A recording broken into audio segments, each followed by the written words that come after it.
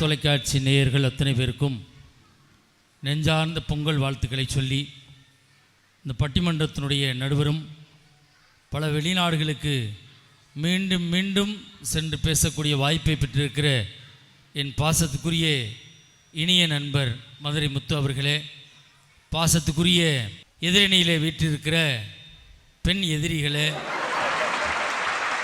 என் அணியைச் சேர்ந்தவர்களே, பாசத்துக்குரிய ரசிக பெருமக்களே, உங்கள் அனைவருக்கும் இனிய வணக்கத்தை சொல்லி, நீங்கள் பேசினதுக்கு பூரா நான் பதில் சொல்லியே ஆகணும். 1 2 3 பேருக்கு நான் பதில் சொல்லணும். கடைசியில் பேசின அன்னபாரதி தெளிவாக பேசினாங்க. அந்த காலத்தில் ஊருக்கு ஒரு படித்தவர் தான், ஊருக்கு ஒரு பஸ் வந்துச்சு. இன்னைக்கு பாருங்க, ஊரெல்லாம் படிச்சிருக்கான், ஊரெல்லாம் பஸ் வருது. அன்னைக்கு ஊருக்கு ஒரு திருடன் தான் இருந்தான். எவன் திருடன் எவனையும் சொல்ல முடியாது. அந்த நிலைமையில தான் இருக்கிறோம். அதில் அருமையாக சொன்னாங்க, பாட்டு நிறைய பாடினாங்க, அருமையான பாடல்கள். 40 வருஷத்துக்கு முன்னாடி வந்த பாட்டுனா பாடினாங்க. அதில் இப்போ இருக்க பாட்டை நீங்கள் ஒரு பாட்டு எடுத்து பாடுங்க பார்ப்போம். ஒரு பாட்டெலாம் போட்டுக்காம பாருங்கள், அதெல்லாம் பாடவே முடியாது சார். மேடையில் வளைய விரித்து போடு, மாட்டுறது மாட்டும், எதுவும் மாட்டலைன்னா அது சொல்ல முடியாது சார்.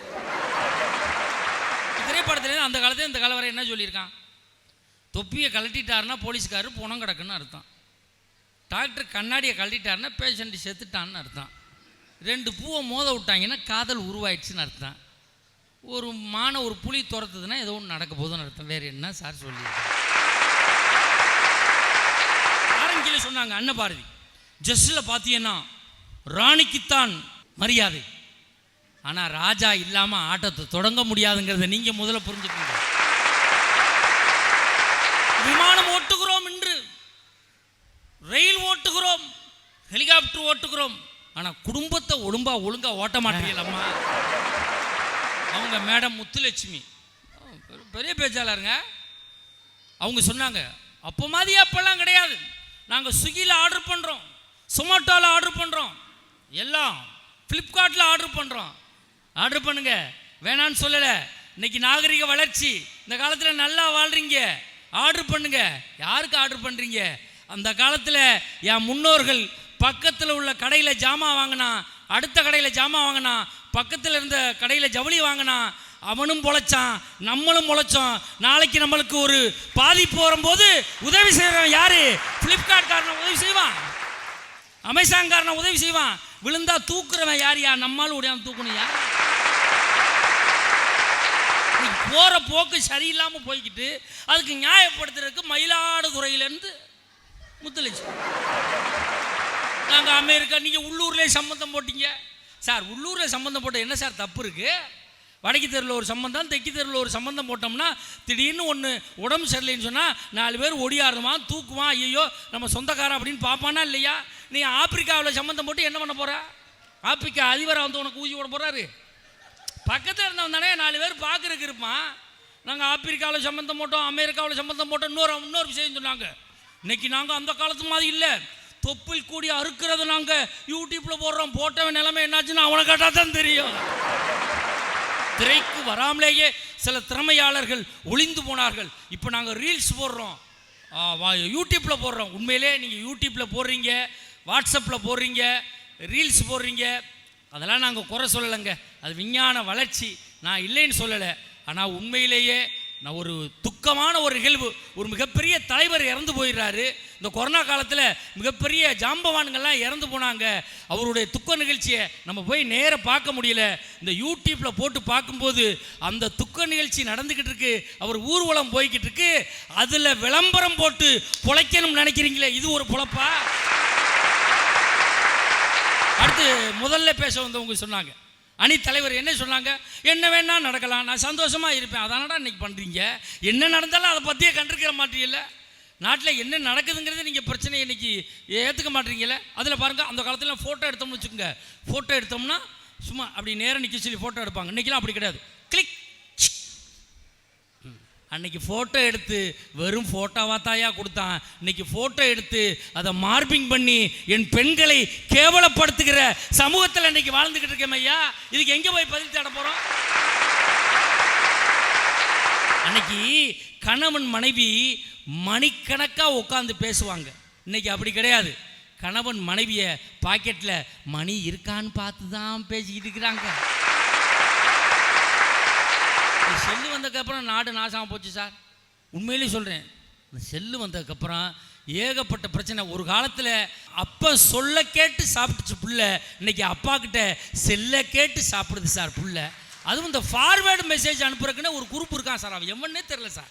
நைட்டு 1 மணிக்கு அனுப்புகிறா சார், இது 20 பேருக்கு அனுப்பு, அப்போ தான் 2025 நல்லா பிறக்கும், இல்லைன்னா நீ நாசமாக போயிடுவேன். ஒருத்தன் அனுப்புகிறான் சார், ஒருத்தனுக்கு ஏ பாசிட்டிவ் ரத்தம் கோயில்பட்டியில் தேவை, அவன் செத்து 20 வருஷம் ஆச்சு சார், இவங்க என்ன ஃபார்வேர்டு மெசேஜ் அனுப்பணும் மணியமாகவே இருக்கான் சார். இவங்கெல்லாம் யார் சார்? அந்த காலத்தில் முன்னோர்கள் வாழ்ந்த காலத்தில் அன்றைக்கி மகிழ்ச்சியான வாழ்க்கை சார். குளத்தில் குளித்தோம். நான்லாம் கிராமத்துக்காரன், இன்னும் கிராமத்தில் இருக்கேன். குளத்தில் குளிக்கும்போது பெண்கள் ஒரு பக்கம் குளிப்பாங்க, ஆண்கள் ஒரு பக்கம் குளிப்பாங்க. இடையில செவரெல்லாம் கட்டலை சார். தன் மனசுக்குள்ள ஒழுக்கம் என்ற ஒரு கட்டுப்பாட்டான செவரை கட்டி கொண்டவன் அன்னைக்கு வாழ்ந்தவன் சார். இன்னைக்கு அப்படியா? நாளுக்கு நாள் செவுத்துல பொம்பளை புள்ள குளிக்குது, அதில் ப்ளக் பாயிண்டில் கேமரா வச்சு எடுக்கிற கேவலமான உலகத்தில் வாழ்ந்துக்கிட்டு இருக்க சார். இதை எப்படி நியாயப்படுத்தி 3 பெண்கள் பேசுறீங்க? அந்த காலத்தில் எவ்வளவு சந்தோஷமா சார் வாழ்ந்தான். அன்னைக்கெல்லாம் பொண்ணு பார்க்க போனோம்னா, அந்த பொண்ணு பார்க்க போனோம்னா அந்த பொண்ணு பேசுறதுக்கு வெக்கப்படும் சார். இப்போலாம் அப்படி கிடையாது சார். பொண்ணு பார்க்க முன்னாடியே அந்த பிள்ளைக்கு ஒரு செல்ஃபோன் வாங்கி ப்ரெசென்ட் பண்ணிட்டு வந்துடுறா சார். இதில் என் நம்பர் இருக்குது, பேச. காலைல 6 மணிக்கு பல்லு வளர்க்காமல் பேசுகிறான்னு சார். அப்புறம் எந்திரிச்சிட்டியா? நான் எந்திரிச்சிட்டேன். உனக்கு தூக்கம் வந்துச்சா? எனக்கும் தூக்கம் இல்லை. அப்புறம் கொடுங்கிறான். நைட்டு 1:30 மணிக்கு கொடுத்து தொலைய மாட்டுறாங்க. அப்புறம் சார்ஜ் தீர்ந்து போய் ப்ளக் பாயிண்ட்டை போய் சொருகிட்டு படுத்துக்கிறான். அப்புறம் 2:30 மணிக்கு டிஸ்பிளேயே போஞ்சு போயிடும் சார். தத்துரமாக பேசுகிற பார்த்தா அது நீங்கள் தான் பேசியிருப்பீங்கிற மாதிரி எனக்கு 2 செல்லு போச்சு. உண்மையிலே சொல்கிறேன். அது அப்புறம் கல்யாணத்தப்ப இப்படிலாம் பேசிட்டு கல்யாணம் முடித்த உடனே அதே ஆள் இந்த காலத்தில் எப்படி சார் பேசலாம்? ஃபோனை எடுத்து ஒருத்தன் முறைச்சிட்டான்னா பொண்டாட்டிக்கிட்டேருந்து ஃபோன் வருதுன்னு அர்த்தம். 3 மணி நேரம் கல்யாணத்துக்கு முன்னாடி பேசினவன் 3 வார்த்தை தான் பேசுகிறேன். வை வாரேன் உச்சே குலைச்சி அதோடு முடிச்சுட்டு போயிடலாம் சார். எங்கே சார் மனுஷன் நிம்மதியாக வாழ்கிறது? அந்த காலத்தில் ஒவ்வொரு வீட்டுக்கு முன்னாடி திண்ணை வச்சுருப்பான் சார். அதில் பானை வச்சுருப்பான், அதில் ஒரு சொம்பு வச்சுருப்பான், தண்ணி வச்சுருப்பான். அது வரையும் கோயிலுக்கு போகிறவன், ஏதோ ஒரு வேலையாக போகிறவன் அதில் உட்காந்து கொஞ்சம் தண்ணி குடிச்சிட்டு கொஞ்சம் நேரம் உட்காந்துட்டு போனால் கோயிலுக்கு போகிற புண்ணியத்தில் நம்மளுக்கு கொஞ்சம் புண்ணியம் கிடைக்கும்னு திண்ணை வைத்து வீடு கட்டிய சமூகம்தான் சார் அன்னைக்கு வாழ்ந்தான். இன்னைக்கு திண்ணையை பூரா பெட்டி கடைக்கு வாடகைக்கு விட்டாங்க சார். சார் அன்றைக்கி ஒருத்தன் ஓடி வந்து விழுந்தான்னா அவனை அடித்து தண்ணியை தெளித்து எழுப்புனான் சார், சோடா கொடுத்தான் சார். இன்றைக்கெல்லாம் அப்படி கிடையாது சார். எத்தனை பேர் விழுந்தா? 2 பேர். இதுக்கேண்டா எத்தனை பேர் கூட்டம் வர வண்டி போயிட்டே இருக்கா சார். வாழ்க்கை இன்றைக்கி வாழ்ந்துக்கிட்டு இருக்கா சார் இருக்கும். உண்மையிலே சொல்கிறேன் சார், ஒரு காலத்தில் எவ்வளவு மகிழ்ச்சியாக எவ்வளவு சந்தோஷமாக குடும்பங்களோடு கூட்டு குடும்பங்களோடு வாழ்ந்தோம் சார். இன்றைக்கி இருக்க வாழ்க்கையா சார்? இது வாழ்க்கையா சார்? பாதி வாழ்க்கை ஃபோனில் போகுது சார், மீதி வாழ்க்கை லோனில் போய்கிட்டு இருக்கு சார். இது 2 தான் சார் இன்றைக்கி இருக்க வாழ்க்கை. நீங்கள் தேவகோட்டையிலேருந்து சென்னைக்கு ட்ரெயின் ஏறிட்டோம்னா, ட்ரெயின் ஏறி உட்காந்தோம், யாருன்னே தெரியாது.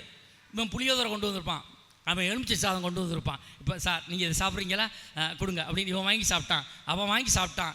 ஒவ்வொருத்தனும் குடும்பத்தை பற்றி பேசிக்கிட்டு வந்தான். சென்னை வந்து இறங்குறக்குள்ளே யாரோவோ ஏறின 2 பேரும் பொண்ணு கொடுத்து பொண்ணு வாங்குற அளவுக்கு அவ்வளவு உறவாக இருந்ததா சார் அந்த காலம். இன்றைக்கெல்லாம் அப்படி இல்லை சார். நீங்கள் ஒன்றும் இல்லை, ட்ரெயினில் போங்க, பிஸ்கட்டோ டிஃபனோ எது வேணாலும் இப்படி லேசாக இப்படி நீங்கள் பாக்கெட்டை இப்படி திறங்க, பக்கத்தில் உட்காந்துருக்குவேன் கர்ச்சிப்பை மூக்கில் வச்சுருவான்.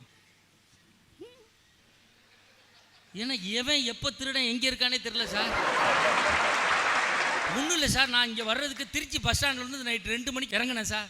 விளம்பரம்: பயணிகளின் கனிவான கவனத்திற்கு திருச்சி மத்திய பேருந்து நிலையம் உங்களை அன்போடு வரவேற்கிறது.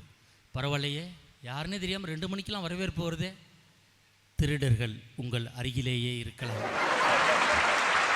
எவனை பார்த்தாலும் திருட மாதிரியே தெரியுது. உங்கள் பணத்தை நீங்கள் பத்திரமாக பார்த்து கொள்ளவும். இவன் டவுசரில் பணம் இருக்கா?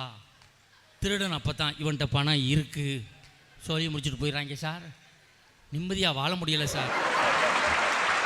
முன்னோர்கள் சம்பாதித்து செலவு செய்தார்கள்.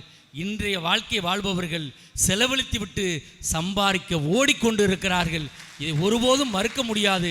அன்று முன்னோர்கள் வாழ்ந்த வாழ்க்கை தான் நிம்மதியான வாழ்க்கை, மனநிறைவான வாழ்க்கை என்று தீர்ப்பை தாருங்கள் என்று வேண்டி நல்ல வாய்ப்புக்கு நன்றி கூறி நிறைவு செய்து கொள்கிறேன். நன்றி, வணக்கம்.